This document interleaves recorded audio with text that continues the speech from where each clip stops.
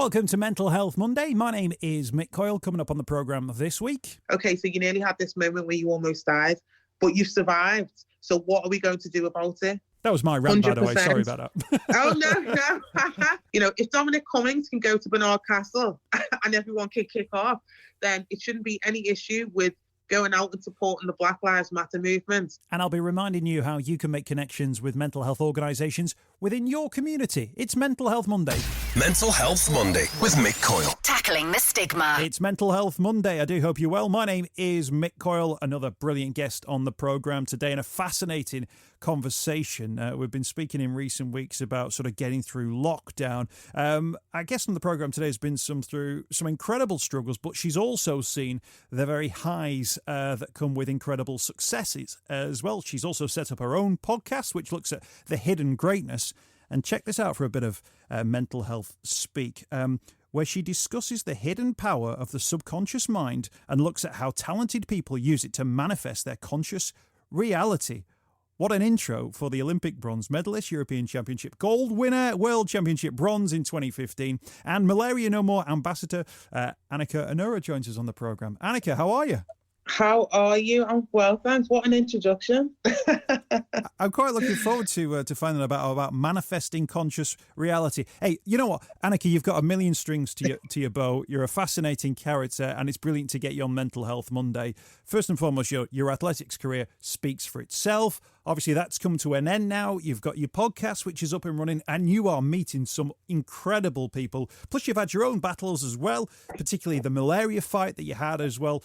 I wonder how sort of minded that you have been sort of as you've got maybe older and into your career of realising the benefits of thinking about your mental health, the power of the mind, not just the power of your legs and your ability to run around a track.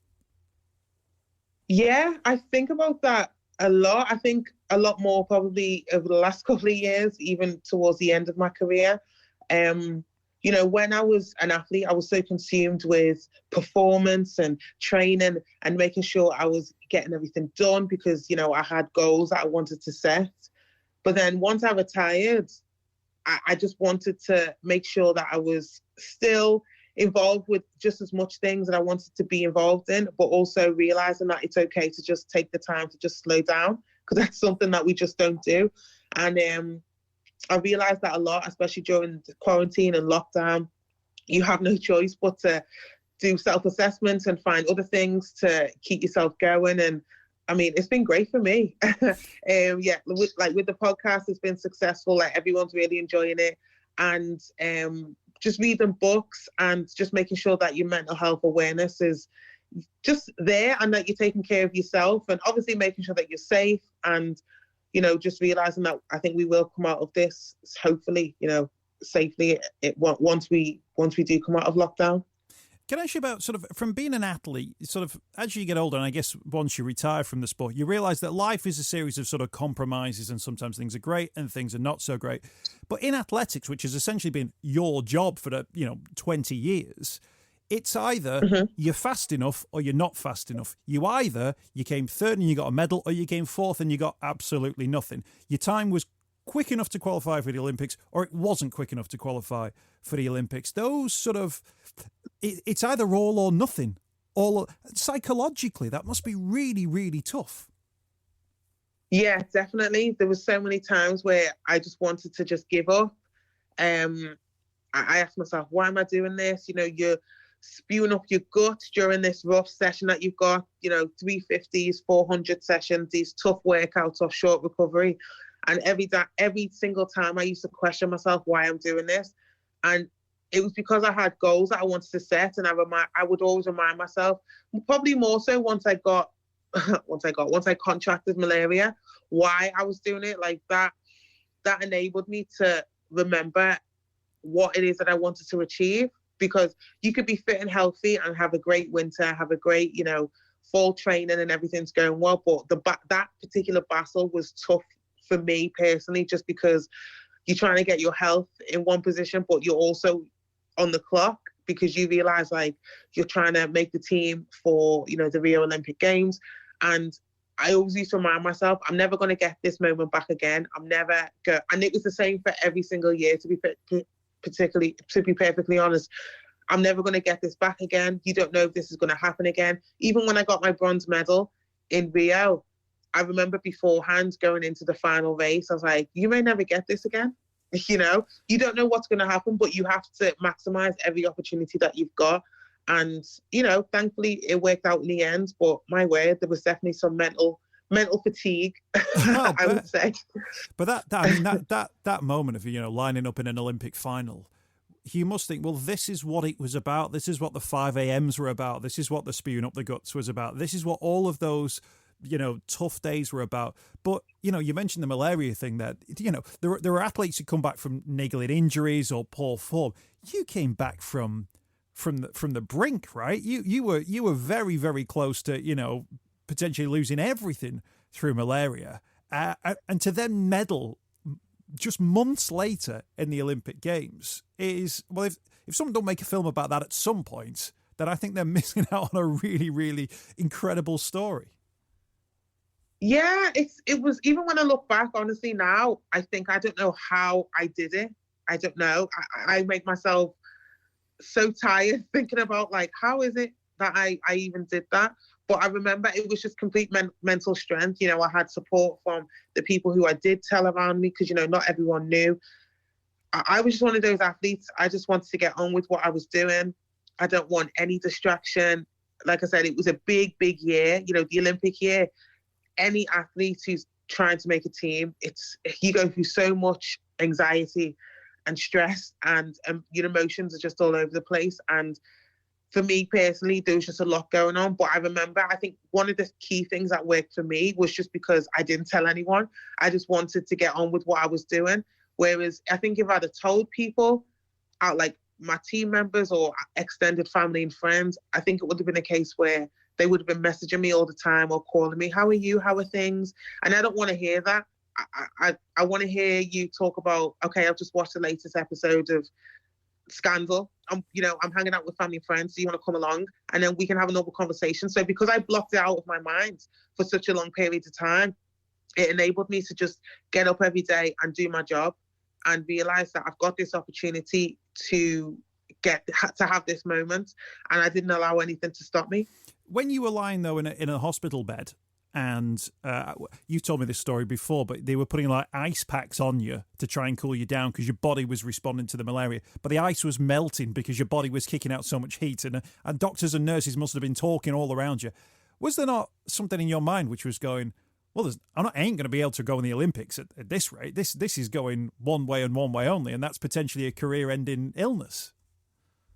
Yeah, it definitely was a very, very scary moment. I can't even remember what I was thinking in that mind. I think in that moment, it was just a case of trying to stay alive because, you know, my body temperature was so high.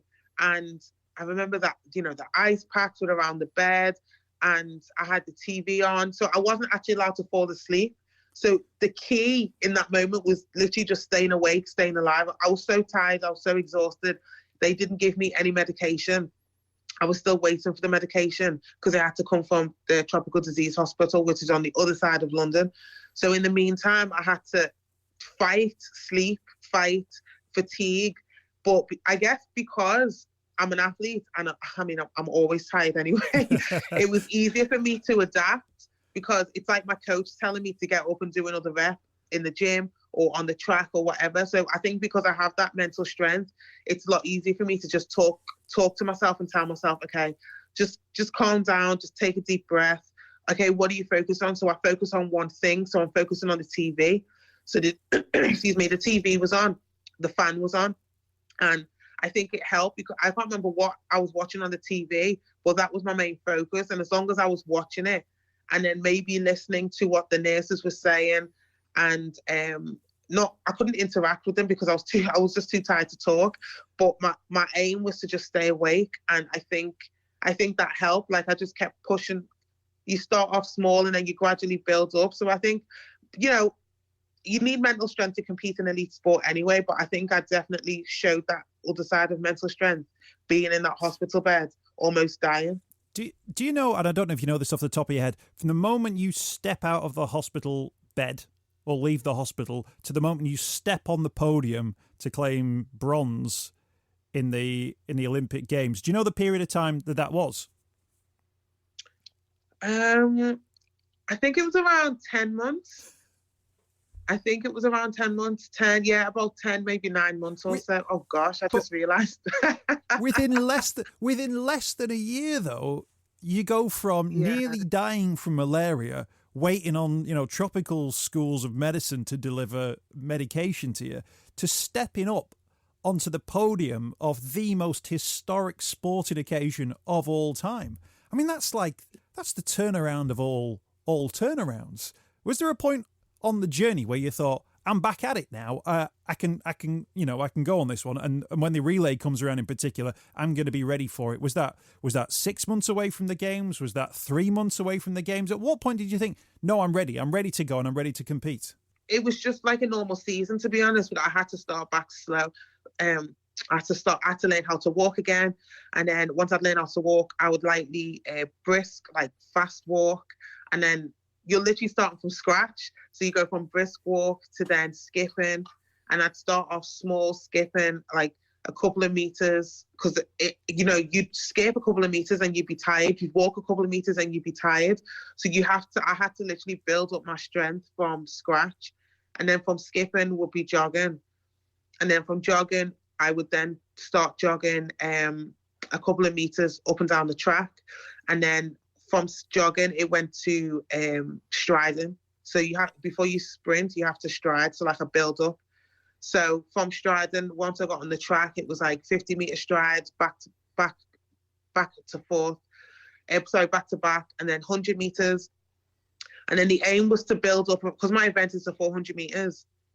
My aim is to get to 400 meters. So I'd start off 100 meters, and then 150s, and then 200s, and then 300s. And then once I was able to complete a full lap of a workout without dying again, then I knew I was back to normal. But I think I even remember when I was going back to, I was traveling warm weather training. We went to Florida for a few weeks during Christmas 2015. Like, I left Boxing Day and I was there for like 5-6 weeks in Florida. And you would never think that I'd just been lying in a hospital bed like 2 months prior, or 6 weeks prior. It was crazy, but I think no one asked me, none of my training group asked me. My coach knows I didn't want to speak about it. I just wanted to get on with the workouts. And so by the time I got to March, I was like, the outdoor season, I was good to go. And then April, we went back to the States and I started competing again. And in May, the season started, and it was just like a normal season. So I didn't treat it any different because of what I went back to. And it was just because, had I not made the Olympic team, can you imagine if I told people, oh, by the way, I had malaria 10 months prior? I honestly don't think anyone would believe me, first and foremost, because they'd be like, how and why? So I think it was easier for me to mentally digest it just by not having to focus on it. Like, it was not my focus. Okay, so you nearly had this moment where you almost died, but you survived. So what are we going to do about it? So that's why I said you have to maximize the opportunity that you've got, because you're not going to get that back. And I didn't. I'm retired now. So and I think, mentally, I definitely showed that side during those tough moments. It's an incredible journey that you went in, and I kind of get the sense, because it was you're almost a little bit blasé about it, but there, to describe that thing of learning to walk again and then stride again, to literally winning bronze in the 4x4s 10 months later, which essentially confirms you as one of the fastest athletes in the world, which is, to go from place A to place B in such an incredible way is really quite something. And like you say, there's a movie in there. Absolutely, there is. I'm sure that there'll be some people contacting you in the upcoming weeks and years. The podcast you've been working on now, Hidden Greatness, you've got some incredible guests on there. Speaking of speed, you got Carmelita Jeter is your season finale, episode 7. You've been speaking to Perry Shakes Drayton, former teammates you've had from Team GB, Jenny Meadows, Mark Lewis Francis, coach Tony Minicello as well.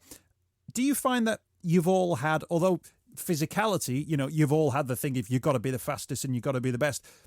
In terms of those different athletes, did they have different mindsets into being the best and getting the most out of themselves? They definitely did. Just listening to their different experiences that they encountered, it was actually fascinating to listen to, because I'm huge fans of all of them as individuals.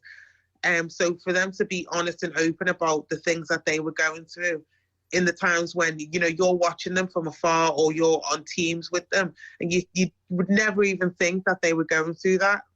They go through so much, as we go through so much as elite athletes, but you don't really know and understand it until you actually listen to their story. Like, for example, Carmelita, for example, she was, 2011, she'd won the world championships. She became world champion. And then 2012 was going to be her big year. And, 6 months prior to the Olympics, her auntie passed away. She had cancer, and she explains in the episode that she struggled to get out of bed.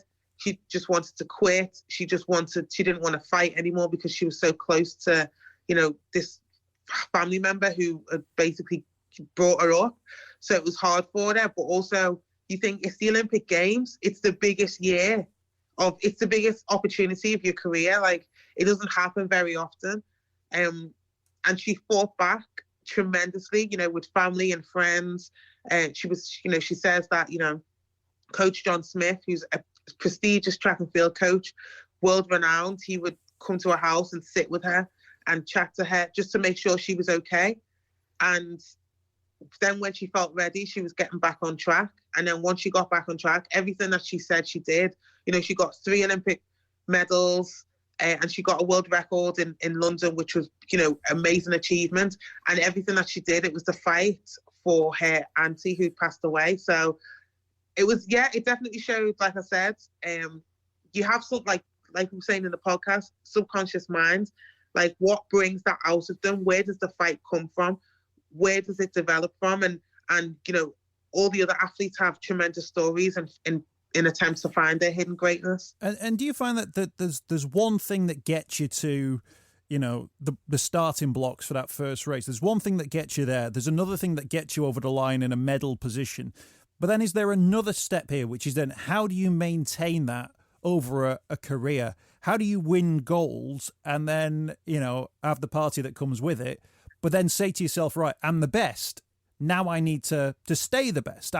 If I'm the fastest woman on the planet, I need to remain the fastest woman on the planet. That's another sort of hurdle to overcome, isn't it? Of having achieved the goal, then setting the new goal to remain the best. It's hard. It's extremely hard because, especially if you've come from a position where let's just say you've been making finals and you've been finishing top eight to top 5. So you've just been outside the medals. And then when you're in the mix of the medals, it's a different ball game. But then when you're world number 1 or a gold medalist, you are the target. So now you have to maintain that standard moving forward. And it is extremely hard, having Carmelita sharing that story, because 2012 was a massive year for her. But then 2013, she got hurt. She tore her quad. Now, she also says in the episode that 2013 was actually her best year. So not the year that she won world champs, not 2009, where she was the fastest woman alive, running 10:64. It wasn't even London. It was 2013, because she tore her quad and she had to have surgery. No, sorry, she avoided surgery, but she wanted to make the team because she was defending champion going into Moscow. She made the team just about, and she made it in one piece. And she fought through. She was having an internal battle with her mind in terms of what was going on around her. She wasn't healthy at all. She wanted to quit. She was exhausted. She didn't know how her body or her quad was even going to hold up in the races that she did. And then when she got in the final, she remembered why she was there, and she remembered what she's also achieved up until that point to get to that moment. And even if she never gets this moment back, she will always remind herself of what she did. And in that race, like, that particular season wasn't going well for her at all. And in the final, nobody even looked at her like she was a medal potential. And she got a bronze medal. I think she was in lane 1 or 2. So she wasn't even in lanes 3 to 6. She wasn't even in the mix. She won a medal from the outside. And she said that was her greatest achievement, just because of what she was able to overcome with her mind. There's so much more going on in the athlete's sort of story than we would ever know from those brief moments we see with them, briefly on a track just before a race gets underway, which is why the podcast is really fascinating. TheHiddenGreatness.com is the website for Anyika's podcast, TheHiddenGreatness.com. But if you're on Spotify and also Apple Podcasts, you can find more information there. Just type in Hidden Greatness. You'll get all the information that you need there. Athletics is such an incredible thing as well. Anyika, you've called time on your career. You've got into sort of the podcasting world, the broadcasting world as well. There's a million and one different things that potentially would open up to you. Are you sort of minded to start again on a journey? Do you feel, right, I now need to focus on a new goal in the way that I focus on a 400 meter time, maybe a new goal? How am I going to get there? What are those steps going to be that I'm going to need to get to the next great place that I want to be at, the next great thing that you want to achieve in life? There's definitely so many things that I want to do. I'm just I've been so busy since I've retired from the sport, and I know I made the conscious decision to speak to my peers. So I spoke to a lot of retired athletes who I've known for many years, and they were all great in giving me advice and allowing me to just, take my time. And there's no set rules, there's no set rule in whichever road you're going to go down and whatever you choose to do within your career. The great thing about me is that I like to talk. So anyone who wants to listen is great. So like I said, when I give motivational speaking, when I'm invited to events to speak, or when I go to schools, or when I go to organizations and do consultancy work, having the business or the school or the corporation understanding how to run a business and how to look at it from, a different side. Like, are the staff being taken care of? Are you focused on the mental side, or are you just focusing on hitting targets?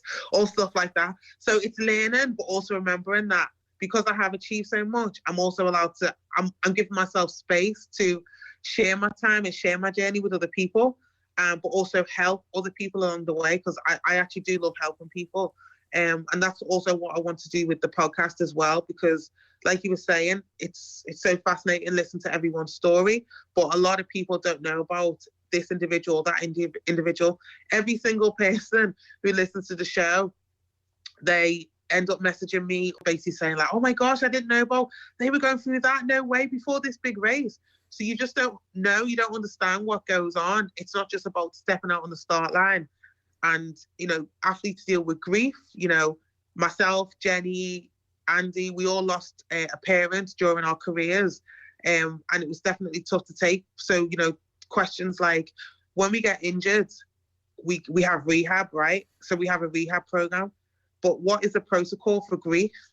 Because you grieve just as anybody else, anyone else in the workplace. But if you work a 9 to 5, you could probably take, I don't know, a week off, maybe 2 weeks off, ready to get yourself back again. But when you're in the middle of like a sporting career and time is limited because everything is measured by time and numbers and performance, you're not really giving yourself the opportunity to just rest. So these questions that we discussed on the show and on the podcast is so significant. And I guess it's just finding ways in which we can help each other by sharing our stories. But like I said, like this is just all part of the journey, and I've been enjoying it so much. And it's great to spend time with my family, my friends, have conversations with them. I can eat normal food. I still work out. So I'm not doing running anymore, but I do group sessions and stuff. So I'm still taking care of my body the best way I can, but also realizing that it's okay to just, you've earned 20 years of just being an elite athlete. It's okay to just let yourself go slightly and just enjoy life and look forward to everything that I have to look forward to in the future. I would love to be a fly on the wall in one of your group sessions and someone go, who's the new girl who's here? She's really good at everything and she's like really competitive. You're like, yeah, it's an interesting story actually. Can I, in terms of like, like British athletics, and you mentioned that sort of the mental side of things, are you aware of, sort of processes in place now where the psychological sort of readiness of an athlete is now seen as almost as equal as the physical readiness of an athlete? Is that something which the sport needs to develop on, or is that something which the sport's already taken on board? They've definitely taken it on board. I have seen significant changes over the years with athletes having access to sports psychologists and looking at outsiders from not necessarily sports related, but a cognitive behavioural analysis, and just looking at those types of people. So you're not focused so much on sports, even though, you know, the individual might have a background within sport, but you're bringing an outsider who can bring a different perspective, which is just as good.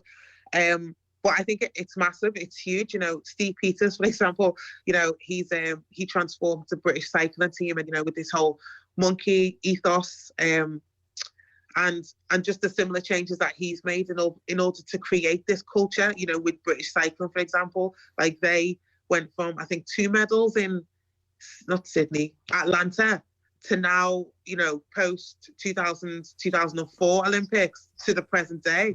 They've just been dominating, and I guess everyone has been able to buy into that system, which is why British cycling has just been such a huge dominant force over the years. And I guess it's the same with track and field. Like because we're not a team event unless it's relay, we are individual athletes. So athletes tend to seek psychologists from within the sport. So the organisation will have a sports psychologist who they recommend, or an athlete will source one themselves, like an outsider who isn't necessarily attached to the organisation, but does have knowledge of sports psychology and how to work around it and stuff. So it's you know, 80% mental, 20% physical. You can do all the work day and night on the track, but if you're not mentally prepared to perform, then it just ends up being a waste of time. So I think it's important to just have a breakdown and share your issues and share your problems, and not necessarily offload, but find a way to overcome whatever it is that you're dealing with on the mental side, and having help available. Anyika Onuora, our guest on Mental Health Monday. The Hidden Greatness podcast available now on Apple and also on Spotify. Annika, do you mind if I ask you about that? It's the number one talking point in the world at the moment, the Black Lives Matter movement. And I know in the conversation with Carmelita, she spoke about, you know, you're not just racing against each other, you're also racing against discrimination, media thoughts on women in colour. And I just wondered, did any of that stuff resonate with you in terms of your journey, the path that you've been on through your career, that you weren't just racing against the other people in the race, you were also racing against, you know, a system, you were racing against, you know, attitudes, outdated, not relevant at all for the 21st century, but very much still prevalent and affecting people's lives? Most definitely. I think with track and field, I think anyone who watches the sport, has followed the sport for years, even watching the Olympic Games, our sport is very diverse. But I think it's definitely prevalent that, I mean, I definitely have faced discrimination, racism, colorism within the sport. Even when you travel, you know, no one really talks about what it's like as a Black person to travel to an Eastern European country, for example, and you can't even walk the streets because there's no one who looks like you. So you have to stay in a hotel room.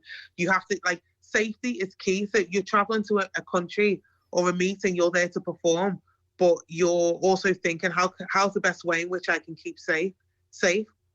And that doesn't really get discussed. That doesn't really get thought about. And with my white counterparts, they don't really think about that because it's not really an afterthought. It's not something that they have to think about. Whereas when I'm traveling from place to place, it's definitely something that we've had, and excuse me, I've definitely had to face over the years, from team selection, and I'm glad that everyone's having a conversation now. I don't think there's an issue with addressing racism, because ultimately, I don't think everyone wants to dismantle it. Like, not everyone wants to dismantle white supremacy, because people don't want to have that. White people don't want to have that conversation. Now, it might not be you as an individual. It might not be your family and friends. It might be the older generation who, you know, may have had, if they look back in their history, may have had slave owners. And no one is necessarily looking for an apology. But what we do want, what the Black community do want, is we want understanding, and we want you to be able to have conversations with each other. You know, read books, Google, use Google. Google's free.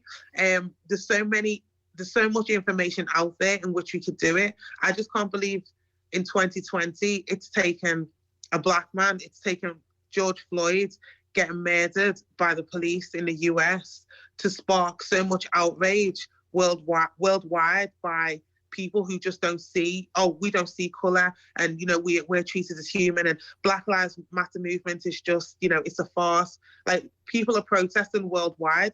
It's not just a US thing, it's in the UK as well. And people seem to have a massive issue with the statue than they do with trying to dismantle racism, and that is the biggest problem. Yeah, I mean, the journey's one of those, isn't it? And I think about it in terms of like opportunity. Like, why would we as a country deny opportunity to anyone, or why would we curtail their ability to do anything for what benefit? And we do it with women, we do it with people with disabilities, we absolutely do it with people of colour in terms of the opportunities that they have, the law and order, deprivation, the socio-economic. If you run a business like a factory, and you said, right, and it was representative of the people who lived in the country, and you went, but all the women are going to get paid less than the men for doing the same job. And if you're from a black or ethnic minority background, your ability to rise through the ranks, don't really bother with that one. If you've got a disability, don't even bother showing up for work because we're not interested. Your business wouldn't work, would it? You'd fail. But as society, we've decided somehow that over the years it just works this way, and that's the way it will always be. Whereas if you run a business like that, the business would fail because your productivity would be through the floor, your staff would be absolutely furious, and the business wouldn't thrive because not everyone was able to operate at 100%. And it seems to me completely crackers that we're in a world now where people want to deny other people opportunities, the same opportunities that they've got, not to outdo them, not to outrace them, not to have more opportunities. And you get it now when you hear phone-ins, don't you, where you've got people who are ringing up going, this is my lived experience of being a person of colour in the UK.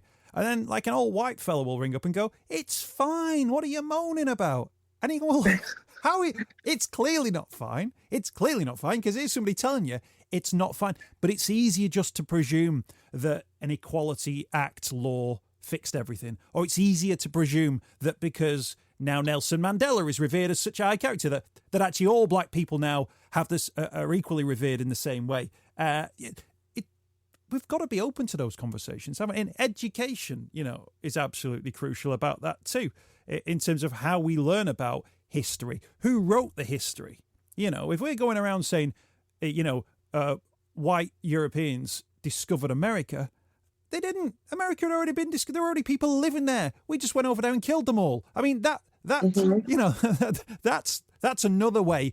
It's the same story. It's just told in a slightly different way.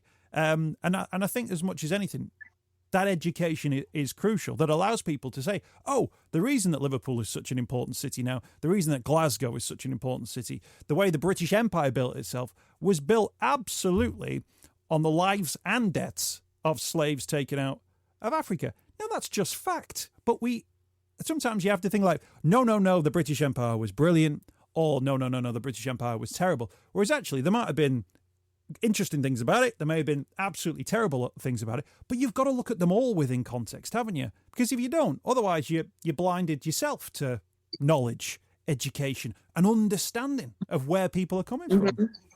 That was my rant, 100%. By the way. Sorry about that. Oh, no. No, you can keep going.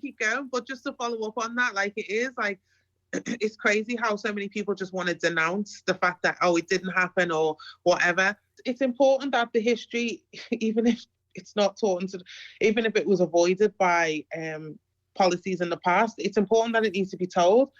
We had a whole riot in the 80s, Margaret Thatcher was just ready to send the armed guards in the 80s, during the Toxic riots. The same with Brixton around the same time, the same with Bristol. It's okay to just have these conversations and just be open and honest. World War II, for example, we have VE Day, we have Remembrance Sunday in November time. But you don't see, there's no pictures shown of any black people or anyone from any ethnic minority about the fact that these guys were also fighting in the war. And these people were also fighting as part of the Commonwealth. The Commonwealth is so many different countries, from black Afro-Caribbean, Asian countries within the Commonwealth, but every single picture that was shown is of white people who've been fighting. Now, there's nothing wrong in that, but what about the representation from other countries that are also part of the British Empire? It doesn't make any sense. Like, that's what I'm saying. It's okay to have these conversations so the next generation don't have to go through what we're going through now. We're fighting for equality in 2020, and the fact that people either are just dismissive of it, or they're just more concerned about the statue, or the fact that, you know, the Windrush scandal, it took a TV show that was shown the other day on TV for everyone to just go, is that really what happened? Wow. And then Grenfell, do you honestly believe, like, as soon as that happened, I was heartbroken anyway, because, you know, all those families and all those lives got perished in those block of flats.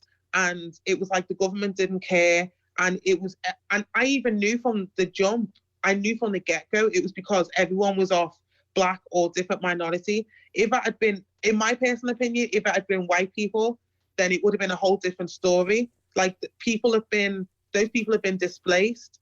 They're not even living in London anymore, from what I'm being told. Some of them, they can't even find housing in London just because it's so expensive. So they're being shipped to, like, you know, outside Devon, Brighton, and they don't even have, you know, those types of cultures around them anymore. So it's such a shame that it happened. And again, this stuff is part of history: Grenfell, the Windrush scandal, and the riots. And hopefully it can be put in the curriculum so the next generation can actually have an understanding of what's going on instead of it being erased. Do you think that if we had that going on inside schools, that actually the way we would then respond to something like a Grenfell, or even the circumstances that causes Grenfell in the first place, would that change? Because naturally people would be more minded to other people's journeys, heritages, backgrounds. They'd have more of an understanding. So those more adult sort of situations that might come in the future would be tinged with the fact that you'd be educated in the lives of various different people. You'd know about the cultural significance of certain dates or moments or things like that because you'd been taught about it. You've been taught about it in the same way you'd know why it's significant about the Romans being in the UK and the Battle of Hastings and the dates of the First World War and the Second World War. We know all these things. They're natural to us now. I guess it could be natural to know all about those other issues you've just discussed. Yeah, most definitely. It's crazy because when you think about, like, I've had conversation with my many white friends, and I'm like, where does it stem from? I know they're not particularly racist, but they are more aware now because of what's going on. I'm having the same conversations with them, and we were saying, like, where does it stem from? Where does it begin?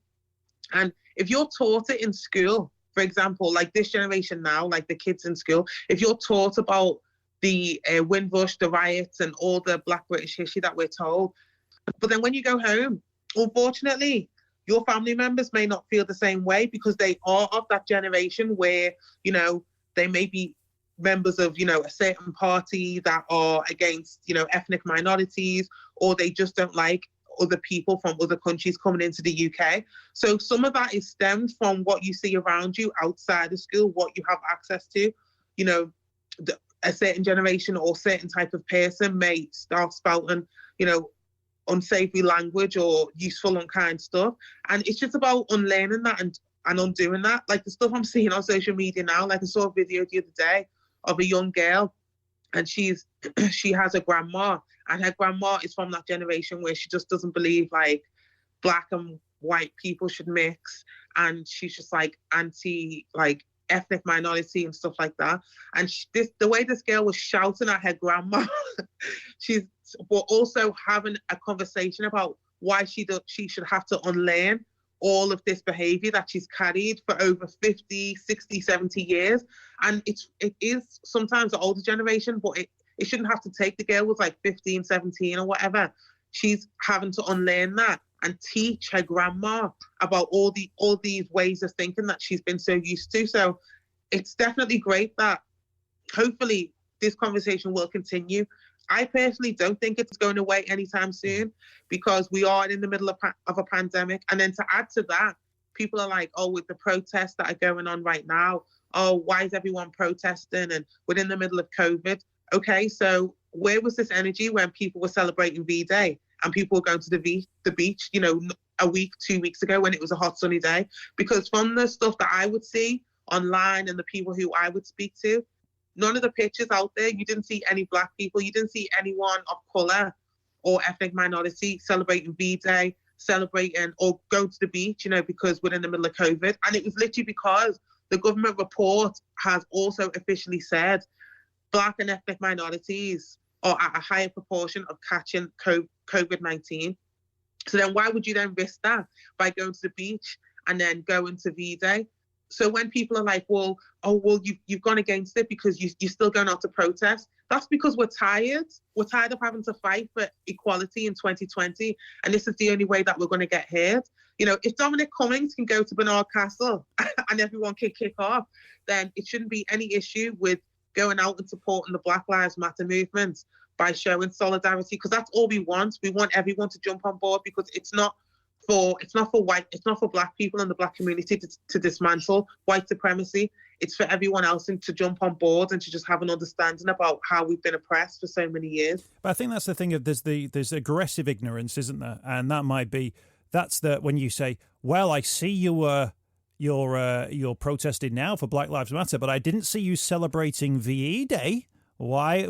And that's the aggressive ignorance and racism that's inbuilt. But you also got that with things like the climate change situation, where they were stood on a park in London, and there were people going, "You're destroying the grass here. Now that's obviously not very good for the environment, is it?" And it's like, hang on a minute. But I think so. That's the aggressive ignorance and the really dangerous and insidious stuff that you see. But I think there's another thing, which is people's worldview. Like if you're if your gran grew up in a world where she never saw another person of colour, and the only time would be on the side of, maybe a product that arrived from Africa or the Caribbean, I think you could maybe understand why it is that their worldview doesn't take into account that there might be a person of colour who now lives down your road, who goes to school with your daughter, because it's not the world that you grew up in. But that's not an excuse to maintain that ignorance and embrace that ignorance. This is why everybody should always be on a journey of education anyway. I didn't know that. I never thought of it like that, but now I will think of it like that. That's a perfectly fine attitude to have, isn't it? Yeah, it should be. It is. And, that's what we're trying to do. We are trying to create change. And this is the best time to have that change, because we have nothing else to do, until these restrictions are being lifted. We have all the time in the world. Like I'm seeing so much right now. I'm seeing an upsell in the books, in the Black book educations, Black British writers, because there's so many incredible writers out there. And, even, there was something trending on Twitter the other day about paid publishing and how much Black authors are paid compared to the white counterparts, like for the first book, for the second book, for the third book. And it's just so shocking, like the amounts that they're being paid compared to, a book written by a white author, which isn't really great. But because they're a big name, they're given a bigger advance on a book, and then, they got the publishing rights and all of that. So it's just crazy. And like I said, I don't believe the conversation is going in anywhere, because in order to dismantle it, we need to look at ourselves, and we need to look at what's going on around us. And it's okay to have open and honest conversations. There's nothing wrong in that. I just hope that we can find ways in which, other people are willing to stand and listen to the Black community and Black people, right from the workplace. There's a lot of people who are having work discussions right now. There's not enough Black people within the organizations, even with the beauty. I have so many friends who are like in the beauty and fashion industry, and it's been such a tough time for them to get their space out there. And they know they do a job just as good as their white counterparts, but because of who they are and how they look threatening, they look a certain way. People think, oh, we're not going to hire you. Whereas now, like different people, organizations like L'Oreal spoke out the other day, and Fashion Nova have donated $1 million to the Black Lives Matter movement and to the George Floyd memorial. So it's great that people are doing it, but more needs to be done. And in order to do that, we need to have a look at ourselves and how all these structural organisations are run and how we can make changes for our future. Because it's not just about us, but what's it going to look like in the next 30 to 50 years? Like I said, the fact that the conversation is started and the fact that we're having the conversation, we have work to do. Everyone has work to do, but everyone also has to buy into this because it can't just be short term. There's no short term fix to this. It has to be, like I said, we want to see change and we want to see what happens over the next year, 2 years, 5, 10, 15. What is Britain going to look like? What's the world going to look like in 30 to 50 years time? Like, what are we still going to be facing, racial discrimination, or are we still going to have to be fighting equality? Like, we shouldn't have to have this right now. But I am so glad that we are having these conversations, and the fact that, like I said, the police brutality that's going on in the US and as well as in the UK as well, certain things that I know certain people have had to deal with, getting stopped and searched by the police. There's a lot going on. Like, it's very institutionalized in the US. Like I said, I've been there many times, especially for warm weather training. The Confederate flag is the most racist thing you could ever see, like blatant, So when I go to places in the South, like Florida, for warm weather training, Florida's great, but when you see places, when you see a car pull up to you and it's literally drenched in the Confederate flag, you don't know what's going to happen. You honestly don't. Like, you fear for your life. I was in Louisiana, and I saw there was a statue, and they're like, "Oh, this is this guy. He was like general, whatever." And I went, "So which side was he on?" He was like, "Oh, he was a Confederate." I was like, "So he wanted slavery," and he was like, "Yeah." And you've got a statue of him up, like, still. They're like, "Yeah, it's been up for like however many years." And I was just thinking, you guys, you lost. Like, that shouldn't be. That shouldn't be the case. But then people will say the Confederacy flag represents something else, represents, something of the location. But then you've also got to bear in mind it also represents what it was, fighting for in the first place. Anyika, we're out of time. I think this might be the longest ever Mental Health Monday, but it's been absolutely fascinating. Oh, really? First and foremost, the Hidden Greatness podcast available now, thehiddengreatness.com, Spotify and Apple iTunes as well. And you've been an absolutely brilliant guest. Anyika, we catch up quite regularly in terms of what you're up to next. Look forward to seeing the next part of the journey. As we've just heard in the last 25 minutes, politics is where you could turn your attention to in terms of the way you spoke with such passion. Oh, well, you could, yeah, absolutely. When you start to talk, people absolutely will listen. An absolute pleasure as ever to get you on the program, Anyika. Thank you so much for your time, and we will speak again very soon. Thank you for having me. I hope you've enjoyed this week's podcast. Thanks for checking out Mental Health Monday. My name is Mick Coyle. You can find me on Twitter at Mr. Mick Coyle. You can also find me, Mick Coyle, on Facebook as well. Don't forget, if you want to speak to somebody about your mental health, you can do so. The Samaritans, free to call on 116 123. You can find mental health services where you are. Just look for the Hub of Hope. Type in your postcode. It'll find those mental health services close to you. And for support in a crisis, you can text SHOUT to 85258. That's if you're experiencing a personal crisis, you're unable to cope and need support. Shout to 85258. That's a text line. Do get involved in those services. In an absolute emergency, always remember the number to call is 999. Thanks for downloading the podcast this week. We'll be back next week with more Mental Health Monday.